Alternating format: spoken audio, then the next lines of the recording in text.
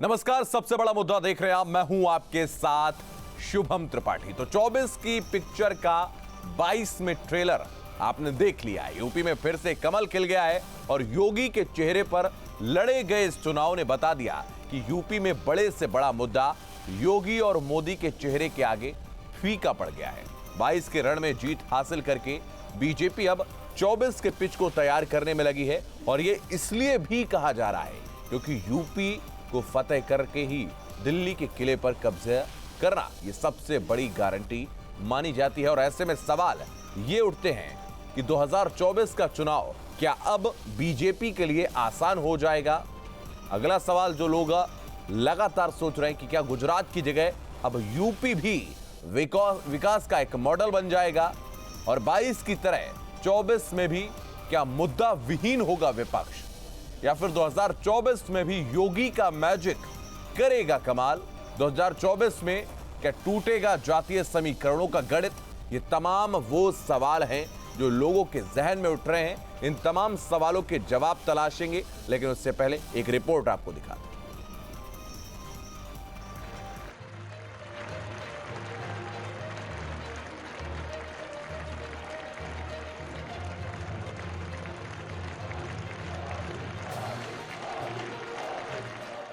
एक पुरानी कहावत है कि दिल्ली की सत्ता का रास्ता लखनऊ से होकर गुजरता है और इस रास्ते पर 2022 में बीजेपी ने प्रचंड जीत हासिल कर कब्जा जमा लिया है और अब इसी रास्ते से होकर वो 2024 में सत्ता के शिखर की लड़ाई जीतने की कोशिश में है।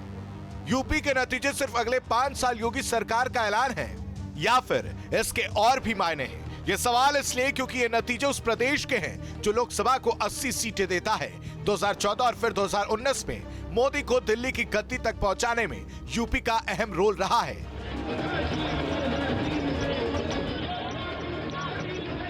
अब एक बार फिर यूपी में कमल खिला है तो जाहिर है कि 2024 के चुनाव में ये एक अहम फैक्टर होगा।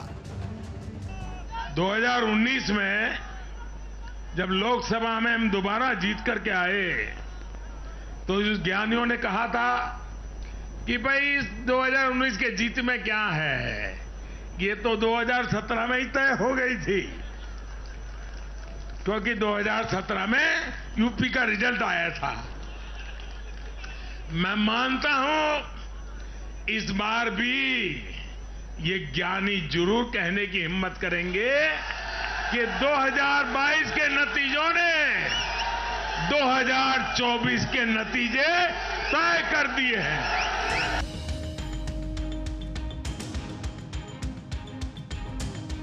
यूपी में बीजेपी की भारी जीत ने एक बार फिर साबित कर दिया है कि पार्टी का परंपरागत वोट बैंक बरकरार है। योगी मोदी के चेहरे के सामने उन मुद्दों की भी हवा निकल गई जिस पर सवार होकर विपक्ष सत्ता में आने के ख्वाब देख रहा था। पश्चिमी यूपी में विरोधियों ने किसान आंदोलन और जाट मुस्लिम गठबंधन को लेकर तमाम जितने भी दावे किए थे सबकी हवा निकल गई। बीजेपी ने विकास को एजेंडा बनाया, पिछड़ों के साथ दलितों को जोड़कर जीत का ऐसा नायाब फॉर्मूला तैयार किया कि विरोधी चारों खाने चित हो गए। इस बात से इनकार नहीं किया जा सकता कि इस बार यूपी में बेरोजगारी, महंगाई और आवारा पशुओं से फसलों का होने वाला नुकसान बड़े चुनावी मुद्दे थे, लेकिन बीजेपी की रणनीति ने इन मुद्दों को हाशिए पर ला दिया। अखिलेश ने योगी आदित्यनाथ को बुलडोजर बाबा कहा तो बीजेपी ने बुलडोजर को भी अपने सुशासन से जोड़ दिया।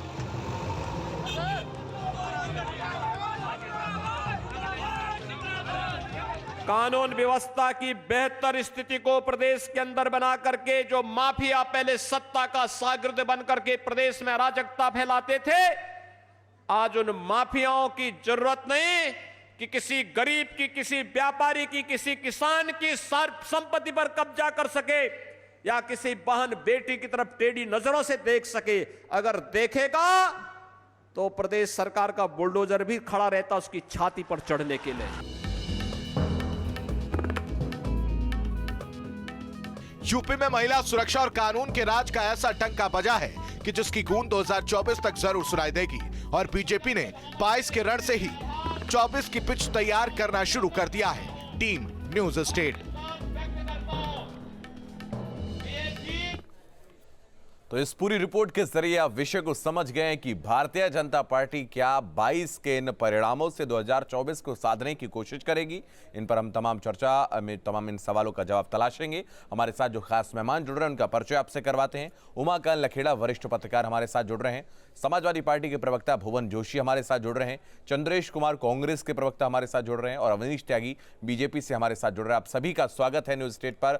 सबसे पहले उमाकांत जी, मैं आपके पास आऊंगा क्योंकि गैर राजनीतिक व्यक्ति हैं आप और वरिष्ठ पत्रकार हैं, एक बड़ा अनुभव आपका रहा है। सवाल यही है कि जिस तरीके से एक प्रचंड बहुमत की सरकार भारतीय जनता पार्टी अब बनाने जा रही है, शपथ में भी अब ज्यादा वक्त नहीं बचा है, क्या यह मान लिया जाए कि 24 के पहले की रणभेरी बीजेपी ने बजा दी है यूपी के जरिए?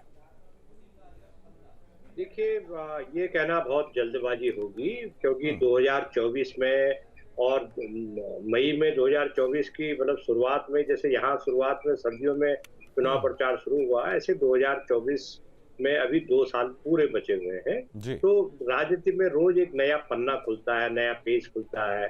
तो क्या होगा, भविष्य के गर्भ में क्या छिपा हुआ है, उसकी बहुत ज्यादा भविष्यवाणी तो नहीं की जा सकती, लेकिन एक डायरेक्शन का पता लगता है। और हम असेसमेंट उन चीजों को लेकर के और हालात को लेकर करते हैं जो आज हमारे सामने है या जो पॉलिटिकल डेवलपमेंट उत्तर प्रदेश और बाकी राज्यों में हुए हैं। तो इसमें कोई शक नहीं है कि भारतीय जनता पार्टी ने उत्तर प्रदेश में फतह हासिल की है, लेकिन हमको ये भी नहीं भूलना चाहिए कि उत्तर प्रदेश में विपक्ष जो पहले कमजोर था उसने भी अपनी संख्या को बढ़ाया है। संख्या को बढ़ाया तो जो मुद्दे थे, क्या वो मुद्दे उस चुनाव में भी सामने नजर आएंगे? क्योंकि लोकसभा में मुद्दे भी बदल जाते हैं।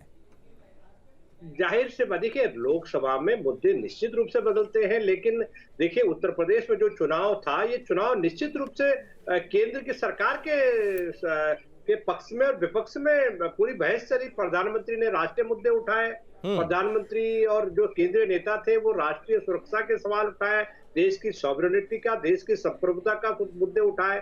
और जो जनता थी, जनता और विपक्ष जो है कोशिश कर रहे थे कि उत्तर प्रदेश में बेरोजगारी, महंगाई, ये जो आवारा पशु है और किसान आंदोलन है, ये सारी चीजों को उठा रहे थे। लेकिन अल्टीमेटली क्या हुआ कि भारतीय जनता पार्टी की जो रणनीति, ये बात सही है कि बहुत सफल इसलिए हुई कि भारतीय जनता पार्टी ने इन छोटे मुद्दों के सामने जो जनता से सीधा कनेक्टेड है, इसमें छोटे मुद्दे भी इनको नहीं कह सकते, उनके सामने एक बड़ी लकीर खींची और उसका जो प्रचार तंत्र था उसने एक बड़ी भूमिका निभाई। और उसको जो, हालांकि बीजेपी की सीटें कम हुई हैं, पहले 2012 अपने लेकिन सीटें कम हुई है, लेकिन वोट प्रतिशत बढ़ा है। उमाकांत जी, वोट प्रतिशत बढ़ा है बीजेपी का। बिल्कुल, वापस आपके पास आएंगे। भुवन जोशी हमारे साथ समाजवादी पार्टी के प्रवक्ता जुड़े हैं। भुवन जी, आपके पास आएंगे। आखिर कहाँ कमी रह गई है?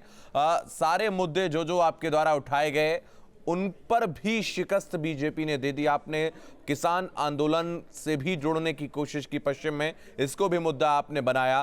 धीरे धीरे चरण बढ़ते गए, मुद्दे बदलते गए। आपने आवारा पशुओं का मुद्दा उठाया, आपने बेरोजगारी का मुद्दा उठाया, आपने पुरानी पेंशन योजना का मुद्दा उठाया, लेकिन सारे मुद्दों पर आखिर वोट क्यों नहीं मिला आपको? देखिए, सर्वप्रथम मैं आपके चैनल के माध्यम से उत्तर प्रदेश की महान जनता को बधाई देना चाहता हूं और धन्यवाद देना चाहता हूं कि उन्होंने समाजवादी पार्टी की 2.5 गुनी सीटें कर दी और हमारा 1.5%, हमारा 1.5 गुना हमारा वोट परसेंटेज को बढ़ा दिया। तो इसके लिए मैं इसका धन्यवाद करना चाहता हूं। हम एक मजबूत विपक्ष की भूमिका में आए हैं। हमने लगातार 5 साल संघर्ष किया माननीय अखिलेश यादव जी के नेतृत्व में, किसानों के लिए, मजदूरों के लिए, युवाओं के लिए। ठीक है, आपने जो किया वो परिणाम आ गया, कमी कहाँ रह गई साहब?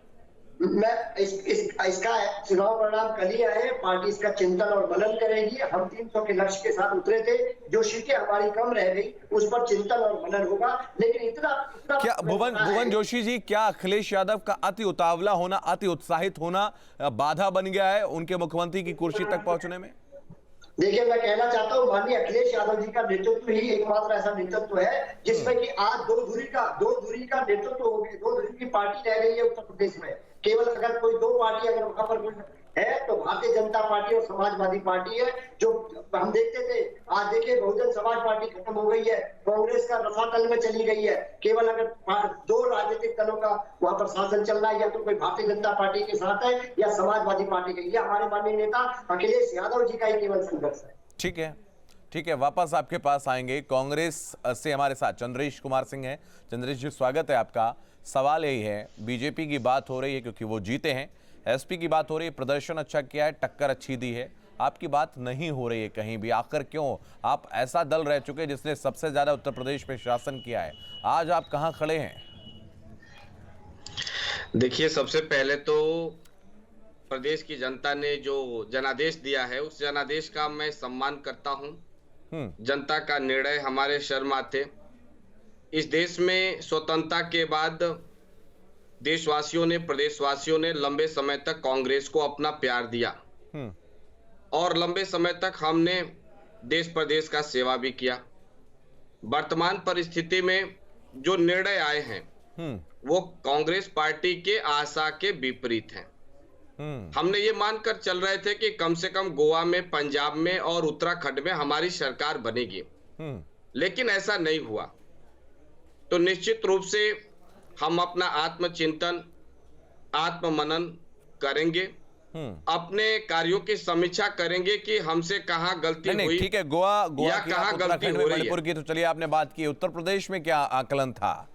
उसके बारे में सोचा था कि हारेंगे यहाँ, तो ऐसे चुनाव लड़ना है, लड़ लिए। उत्तर प्रदेश में देखिए, हमारा संगठन नहीं था।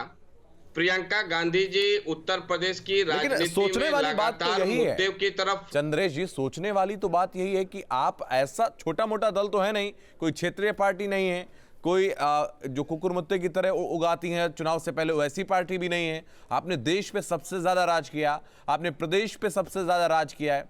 आज आप 2 सीटों पर नजर आ रहे हैं और वहां भी आपकी पार्टी का कोई इसमें योगदान नहीं है। देखिए, ऐसा है ना कि राजनीति में जो चुनाव जीतता है उससे सिर्फ सरकार बनाने का अवसर मिलता है। जो चुनाव हारता है उसकी दोहरी जिम्मेदारी बनती है, एक तो सरकार के ऊपर नकेल रखने का और दूसरा समाज में रचनात्मक और सृजनात्मक कार्य करने का। आप मानते हैं कमियां रह गई हैं? चंद्रेश जी, आप सुन पा रहे हैं? चलिए वापस उनके पास आएंगे। अवनीश त्यागी बीजेपी से हमारे साथ जुड़े हैं। अवनीश जी, आपके पास आएंगे। आपके पास खुश होने की बहुत सारी वजह हैं। लगातार 5 में से 4 राज्यों में आपने सरकार बनाई है, मानते हैं जिम्मेदारी बढ़ गई है।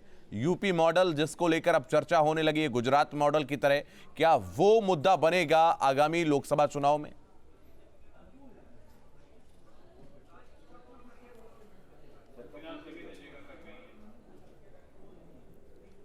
अवनीश जी, सुन पा रहे हैं आप?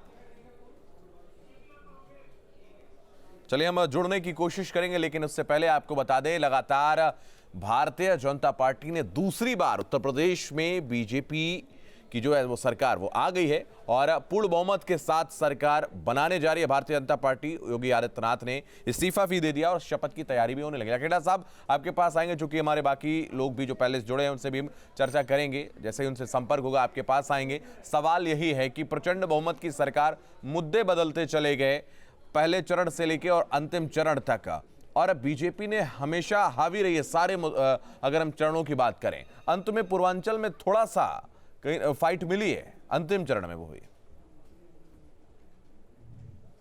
चेक भी नहीं करता, फोन कट गया तो।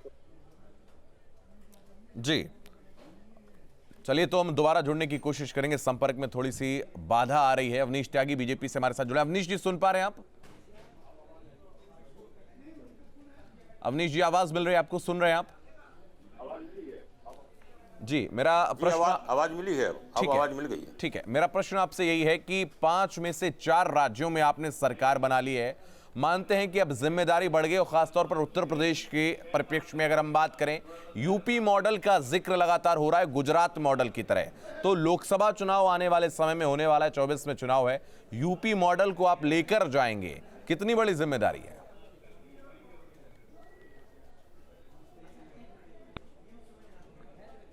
आवाज कट रही है, संपर्क नहीं हो पा रहा है, दोबारा उनसे जोड़ने की आवाज कोशिश आपकी करें। फिर कट रही है। जी, आप सुन पा रहे हैं? आप मुझे, अवनीश जी, सुन पा रहे हैं? अब आवाज आई।